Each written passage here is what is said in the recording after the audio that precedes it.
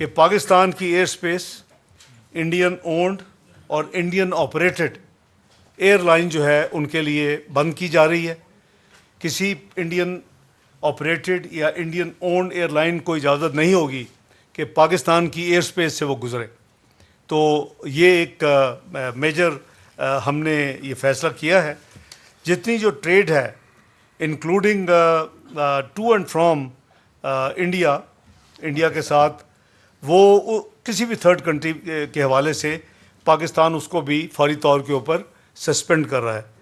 تو یہ آج کے مین جو فیصلے ہیں، کیونکہ انڈیا نے ہسٹری میں ٹائم اینڈ اگین جو ان کے جو بلیمز ہیں وہ بلیم گیم میں پڑتے ہیں، اور اس میں کوئی کوئی شواہد نہیں ہے.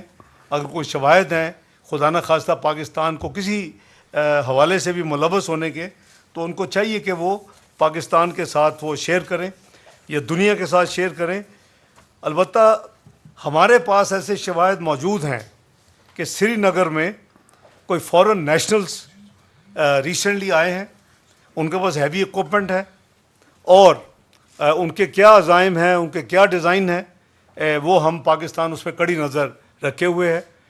یہ بھی پاکستان کی انٹیلیجنس ایجنسیز کی اطلاع ہے کہ انڈین انٹیلیجنس ایجنسی جو ہے وہ اس ڈسپیوٹڈ ٹیریٹری کے اوپر یہ جو لوگ جن کا میں نے ذکر کیا ان کو انہوں نے اسپانسر کیا ہوا ہے، ان کو انہوں نے رکھا ہوا ہے. اور نہ صرف وہ بلکہ وہ جو آئی ای ڈیز ہیں اس کو بھی ہیوی طریقے کے ساتھ امپورٹ جو ان کے پاس ہیں امپورٹڈ وہ، اور یہ ان کے لوکل اس کو ایکسپورٹ کر رہے کوشش کر رہے ہیں. ظاہر ہے کہ آپ سوچ سکتے ہیں کہ کس طرف ان کو ایکسپورٹ کرنے کی ہے. لیکن کوئی بھی چیلنج اگر پاکستان کو کسی بھی حوالے سے ہوگا تو اس کے لیے الحمدللہ ہماری افواج پاکستان مکمل طور پر تیار ہیں، اور کسی کو یہ غلط فہمی میں نہیں رہنا چاہیے. کل انسٹنٹ جو مجھے کچھ جو کالز آئی تھیں، وزیر دفاع صاحب نے بھی اس کے جواب دیے اور میں نے بھی دیے میڈیا کو انسٹنٹ. تو ظاہر ہے کہ اس وقت ہماری ریکمنڈیشن جو تیار تھیں کمیٹی کے لیے، تو میں نے یہی عرض کیا تھا کہ تفصیل تو کل جو فیصلے ہوں گے ہم بتائیں گے، لیکن ترکی و ترکی جواب دیا جائے گا.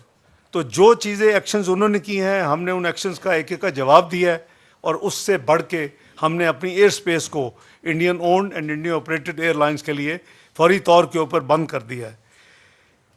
ان حالات کے حوالے سے آپ کو معلوم ہے کہ 19 اپریل کو ہم تو گڈ ول اور بائی لیٹرل اور ریجنل اینڈ ملٹی لیٹرل معاملے کے ساتھ حوالے کے ساتھ پوری یہ حکومت جو ہے وہ جہاں ایک طرف اکانومی کی بہتری ہے، اس کے ساتھ ساتھ یہ کوشش کر رہی ہے کہ ہم اپنا فعال کردار ادا کریں.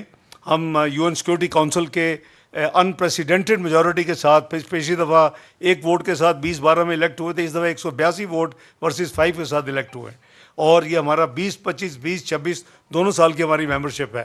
تو ہم بڑے احتیاط کے ساتھ اپنی ذمہ داریاں جو ڈپلومیٹک ہیں وہ اس کو ادا کر رہے ہیں، اور ہماری جو ٹینیور ہے وہ 31 نومبر 2026 تک ہے. وہاں بھی ایک ریزولوشن یو ایس نے اسپانسر کی ہے اس حوالے سے، لیکن وہ میں آپ کو یاد کرا دوں کہ جعفر ایکسپریس پہ بھی یہ یو این سیکورٹی کونسل کی ایک سٹینڈرڈ پریکٹس ہے کہ دنیا میں جب بھی کوئی ٹیررسٹ یا اس طرح کا کوئی ٹیررزم کا واقعہ ہو تو اس حوالے سے وہ ایک اسٹیٹمنٹ جاری کرتے ہیں. ہمیں وہ کاپی موصول ہو گئی ہے.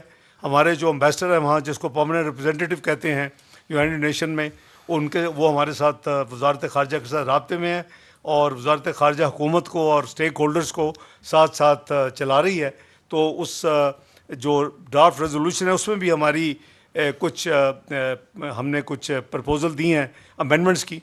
دو امینڈمنٹس ہم نے پرپوز کی ہیں، وہ جیسے پروگرس ہوگی آپ کو وہ ہم کریں گے. لیکن ٹو بی فیئر کہ جعفر ایکسپریس یا ماضی کے جو جتنے بھی واقعات ایسے ہیں، وہ یو این سیکورٹی کونسل وہ ایک ملٹی لیٹرل فورم ہے. اس میں ہم 15 میں سے 5 پرماننٹ ممبر ہیں، 10 نان پرماننٹ ممبرز الیکٹ ہوتے ہیں، تو ہم ان میں سے ایک ہیں. تو اس پہ بھی ہمارے پاس لیوریج بھی ہے اس کو استعمال کرنے کی، اور دوسری تو ہماری ذمہ داری بھی ہے کہ ہم بڑے محتاط ہو کے اپنے وہاں اپنے آپ کو کنڈکٹ کریں، کیونکہ جولائی میں اللہ نے چاہا تو انشاءاللہ پاکستان کو اس کی صدارت بھی ملے گی۔